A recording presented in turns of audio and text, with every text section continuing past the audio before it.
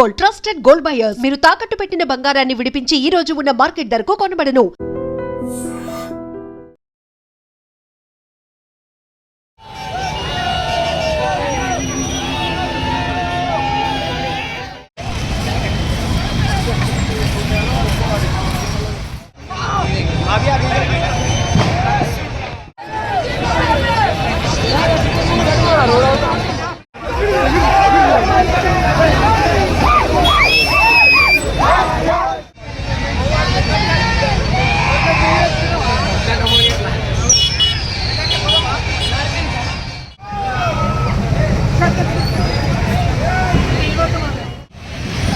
ఇక్కడే ఉన్నారు సార్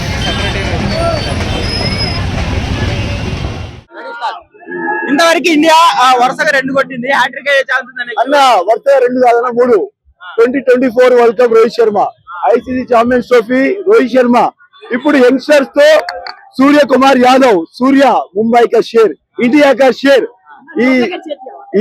ఈ యంగ్స్టర్స్ తో మనము నేను ఒకటి చెప్తాడు, వితౌట్ రోకో అసలు యాక్చువల్గా ఇండియన్ టీం లేదు అనుకున్నా అన్న. వితౌట్ రోకో ఇండియన్ టీం లేదు అనుకున్నా, కానీ దాన్ని గెలిచి చూపించిండు సూర్య కుమార్ యాదవ్. భారత్ మాతా కి జై, భారత్ మాతా కి జై. అన్న ఎలా అనిపిస్తుంది? ఇండియా గెలిచింది, back to back world cups. Match మొత్తం దద్దరిల్లిపోయింది.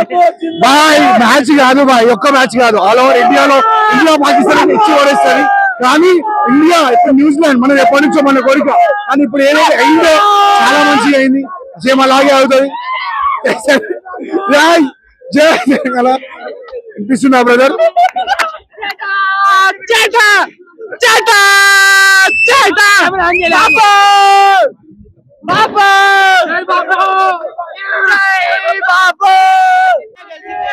ఇండియా గెలవడం మాకు ఒక కోరిక, అంటే ఒక్కసారి కాదు 2 సార్లు కాదు, మాకు ఏదైతే ఉంటుందో మా కోరికలు and everything, each and every 1% of Indian player, Bumrah కానీ హార్దిక్ పాండ్యా కానీ చేరా.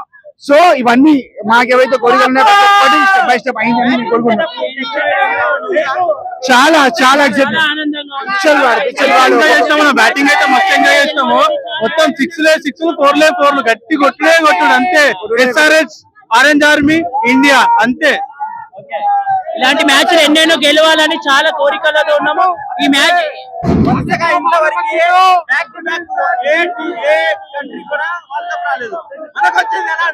సో ఆనందంగా ఉంది.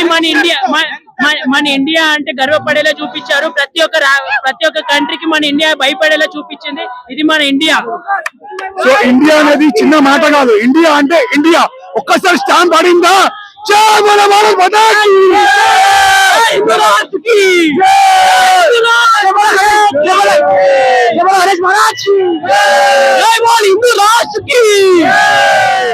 ఇండియా అయితే న్యూజిలాండ్ చిత్తు ఓడిచ్చేసింది. ఊర కొట్టుడు బ్యాటింగ్ లోను, బౌలింగ్ లో న్యూజిలాండ్ బౌలర్లకి చుక్కలు చూపించింది. సో అసలు విన్నింగ్ మూమెంట్ ఉంది ఇక్కడ. రచ్చ అయిపోతుంది. పోలీసుల మాట కూడా అస్సలు వినడం లేదు. అలా ఎలా అనిపిస్తుంది? మస్తు సంతోషం.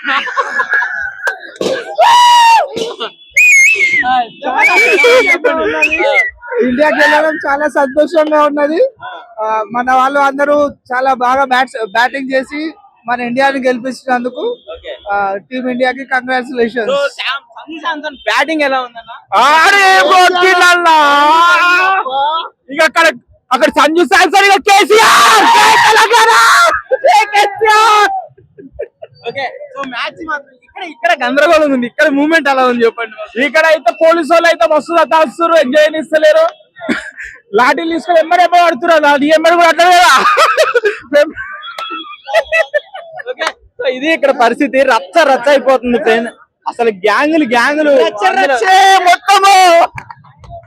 ఓకే, సో మూమెంట్ అయితే మామూలుగా లేదు. నేను మాట్లాడాల పోలీసులు అయితే లాఠీలు పట్టుకొని ఎవరు భారత్ మాతా కి జై, Ganapati Bappa. Okay, so nice. So అందరూ ఫుల్ ఎంజాయ్ చేస్తున్నారు. గందరగోళం అయిపోతుంది ఇక్కడ. సో అన్న బ్రో ఎలా అనిపిస్తుంది ఇండియా గెలవడం? చాలా ఆనందంగా ఉంది బ్రో. ఇప్పుడు ఇండియా మ్యాచ్ గెలిచింది. మొత్తం Sanju Samson back to back ఇప్పుడే కొట్టేసేసిండు, 89 కొట్టేసేసిండు సంజు శాంసన్. ఇషాన్ కిషన్ కూడా లైన్ 3 క్యాచెస్ పట్టుకుండు. Bumrah goat of the cricket bowler Bumrah wicket తీశాడు అంతా బాగుంది. Thank you. Bharat Mata so ప్రస్తుతం మనతో రాజేందర్ సార్ ఉన్నారు, సైఫాబాద్ ఇన్స్పెక్టర్. సార్ అసలు ఇక్కడ ఇండియా గెలవగానే ట్యాంక్ బండ్ మొత్తం రద్దీ అయిపోయింది, ఇసుక ఇస్తే రాలనంత జనం. ఇక్కడ చాలా మందికి న్యూసెన్స్ జరిగింది, పోలీస్ వాళ్ళని ఇబ్బంది పెట్టారు కొంచెం, అది నేను కూడా చూశాను సార్. సార్ ఏం చెప్పదలుచుకున్నారు, విన్నింగ్ అనేది సెలబ్రేషన్ ఎలా ఉండాలి?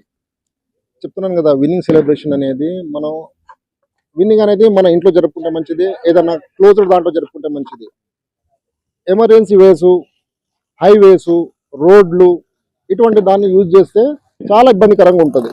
అది మన ఫ్యామిలీ వాళ్ళు కానీ ఎవరైనా పోతా ఉంటే ఎమర్జెన్సీ ఉంది, ఎక్కడికో వెళ్ళాలి, ఇక్కడ నుంచి అందరూ ఆల్ స్టేట్ నుంచి ఉంటారు, వాళ్ళు వెళ్ళాలి. ఇక్కడ నుంచి ఈ నార్త్ ఈస్ట్ గేట్ నుంచి నార్త్ సౌత్ ఈస్ట్ గేట్ దాటడానికి దాదాపు 2 hours పట్టింది.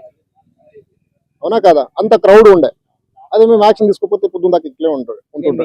ఒక అతను అంటే ఎవరో ఛాలెంజ్ చేస్తున్నారు పోలీస్ వాళ్ళతో, ఏం చేస్తాడో చేస్తాను, నేను చూస్తాను, ఏం భయపడాలా, ఇలాంటివన్నీ చెప్పలేం కదా. అదే చెప్తున్నాను కదా, చదువుకున్న వాళ్ళు మాట్లాడే పద్ధతి కాదు అది. ప్రతి ఒక్కరికి కూడా రెస్పాన్సిబిలిటీ ఉండాలి, అర్థమైందా? హక్కులు అందరికీ ఉంటాయి, కానీ బాధ్యతలు కూడా మర్చిపోవద్దు అని చెప్తున్నాను.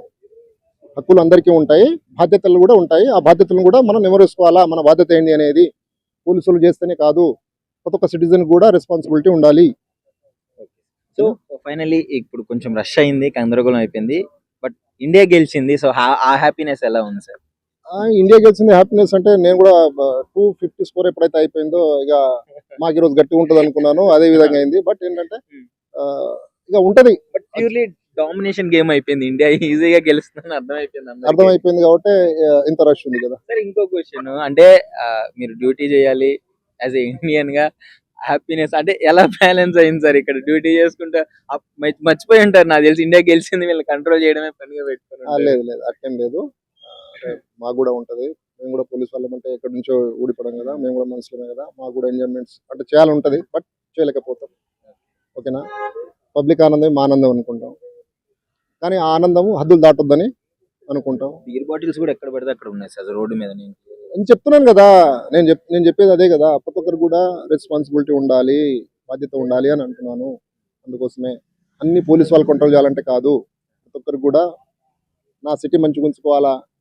మనం ఇంట్లోనే ఏ విధంగా క్లీన్గా ఉంచుకుంటామో, ఇది ఒక సెక్రటేరియట్, ఇది ఒక ఐకాన్, ఇది ఒక ఐకాన్. దీన్ని మనం పాడు చేసుకోవద్దు, రోడ్లు పాడు చేసుకోవద్దు అని చెప్పేసి అది అందరు కూడా బాధ్యతగా వ్యవహరించాలని నా యొక్క విజ్ఞప్తి. బీయింగ్ ఏ సిటిజన్ ఆ రెస్పాన్సిబిలిటీ మనం తీసుకోవాలి. ఇష్టం వచ్చినట్లు రోడ్ల మీద తిరగడాలు, బీర్ బాటిల్ పడేరాలు కాకుండా ఇండియా విన్ అయింది కాబట్టి ఫ్రెండ్లీ సెలబ్రేషన్ ఉండాలి, అందరూ హ్యాపీగా ఉండాలి. సో అదే చెప్పదలుచుకున్నారు. So anyways congratulations to India.